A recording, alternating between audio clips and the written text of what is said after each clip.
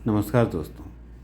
हम में से प्रायः सभी लोग ये जानते हैं कि शंकराचार्य हिंदू धर्म के एक महान गुरु थे और महान संत थे, जो वेस्टर्न स्कॉलर्स कहते हैं कि 8th सेंचुरी में पैदा हुए थे, लेकिन इंडियन स्कॉलर्स का कहना है कि वो उससे बहुत पहले पैदा हुए थे। हालांकि जो भी है, लेकिन उनके बारे में एक बहुत ही प्रसिद्ध कहानी है जो ज़्यादा लोग नहीं जानते हैं। जब शंकराचार्य जो है वो संपूर्ण भारत में वैदिक धर्म की स्थापना के लिए निकले, तो उसी दौरान वो एक समय वाराणसी में रहने लगे थे। क्योंकि वो सन्यासी थे, तो उनका जो दिनचर्या था उसमें वो सुबह जल्दी उठकर नियमित रूप से गंगा के स्नान पर जाते थे और स्नान करके वापस आने के बाद उनको अपना ध्यान और योग वगैरह करना होता था। एक बार जब वो अपने शिष्यों के साथ गंगा से स्नान कर कर सुबह सुबह अपने आश्रम की ओर जा रहे थे, तो उन्होंने देखा कि उनके रास्ते को रोककर एक 4 कुत्तों को लेकर एक चांडाल खड़ा हुआ है।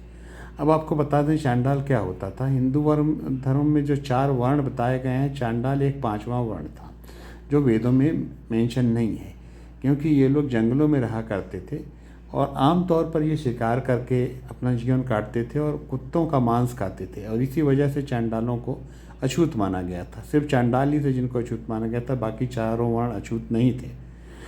उस चांडाल को देखकर, क्योंकि अपने आश्रम में अपने ध्यान और पूजा के लिए जा रहे थे, तो शंकराचार्य ने उस चांडाल को बोला कि उनका रास्ता छोड़ दे और उनको ना छुए। जब शंकराचार्य ने उससे ऐसा कहा, तो वो चांडाल शंकराचार्य को क्या उत्तर देता है वो आप सुनिए।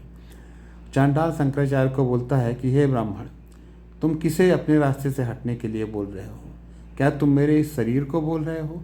ये शरीर उसी अन्न को खाकर बड़ा हुआ है जिस तरीके का अन्न तुमने खाया और बड़ा हुआ है। तो मेरे और तुम्हारे शरीर में क्या भेद है? या फिर तुम मेरे अंदर बस रही उस परमात्मा की अंश को, जिसको हम सभी आत्मा कहते हैं, उसे हटने के लिए कह रहे हो? क्योंकि वो आत्मा जो है उसी परमात्मा का अंश है जो तुम्हारे अंदर बसी हुई है। जब तुम्हारे शरीर में, मेरे शरीर में, तुम्हारी आत्मा में और मेरी आत्मा में कोई भेद ही नहीं है, तो तुम किसे अपने रास्ते से हटाने के लिए कह रहे हो? उस चांडाल की बात को सुनकर शंकराचार्य बेहद आश्चर्यचकित रह गए, क्योंकि उन्हें एक चांडाल से इतने अधिक ज्ञान की बात की उम्मीद नहीं थी। तब शंकराचार्य ने उस चांडाल के पैर छुए और उसको प्रणाम करके अपना गुरु माना।